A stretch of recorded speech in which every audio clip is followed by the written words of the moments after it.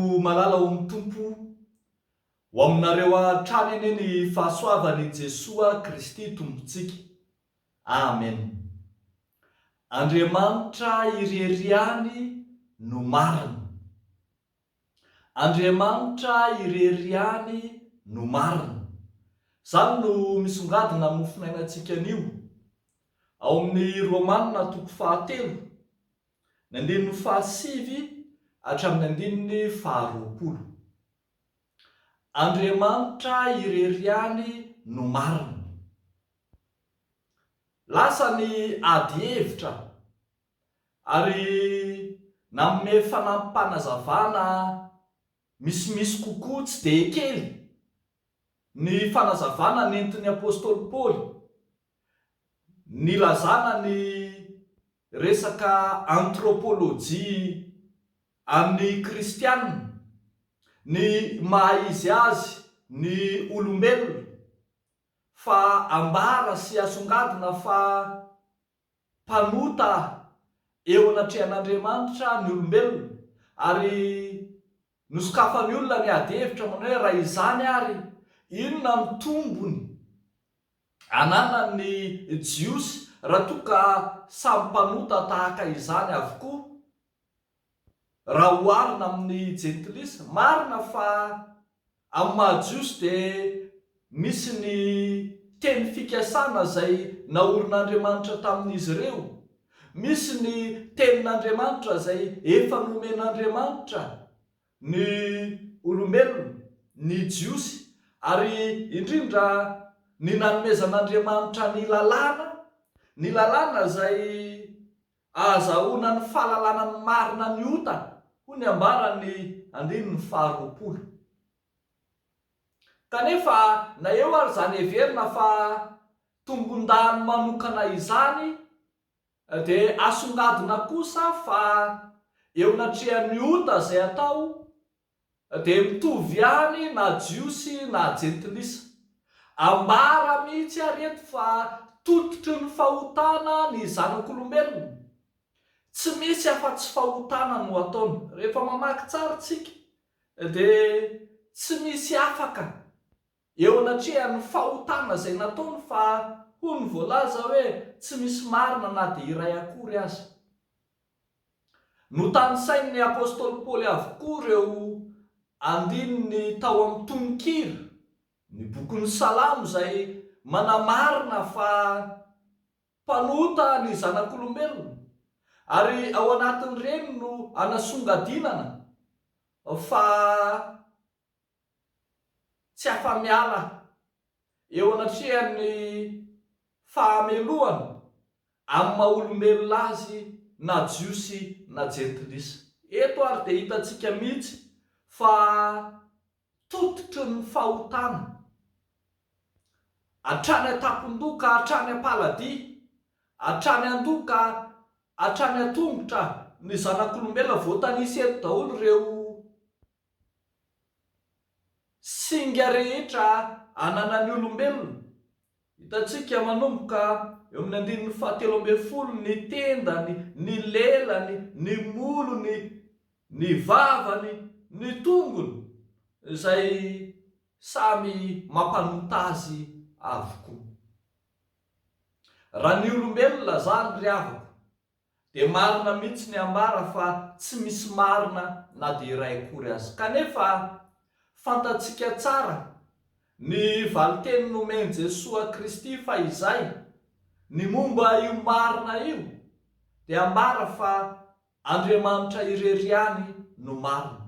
Ary rehefa mamaky tsara tsika mitohy an'io vaky teny io manomboka ny 120 sy ny manaraka, dia mahita fa ao amin'Andriamanitra no misy ny fanamarinana, lay tsy misy marina, lay meloka dia amarinina sy mandray ny fanamarinana ao amin'Andriamanitra ireriany.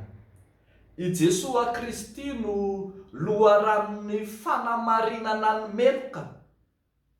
I Jesoa Kristy no tanisaina fa azahoana fanamarinana ho an'izay mino. Revako malala ao amin'ny tompo, tsy misy marina ny olombelona fa Andriamanitra ihany no marina. Koa izay rehetra mino dia mandray izany fanamarinana maimaim-poana ao amin'ny Jesoa Kristy, ilay Andriamanitra marina izany. Tonga manam-pahamarinana koa ny mino rehefa manaiky handray izany fanamarinana nomeny Kristy azy izany. Rehavako malala ao amin'ny tompo, fahadisoana lehibe arak'izany eo amin'ny mino na eo amin'ny zanak'olombelona rehetra ny fiheverana samy hafa mamaritra mialoha ny momba ny tenany. Ao ny fiheverana ny fiaviany na ny firazanana, heverina fa hahazahoam-pamonjena, fahadisoana lehibe izany. Tahaka ny fiheverana fa izahay jiosy manam-pamonjena raha oharina aminareo jentilisa, fahadisoana izany. Fa mbola fahadisoana ihany koa ny fiheverana fa tsy diso ianao ny karazana fanamarina tena samihafa eo anatrehan'Andriamanitra sy eo anatrehan'ny hafa, dia tena fahadisoana lehibe.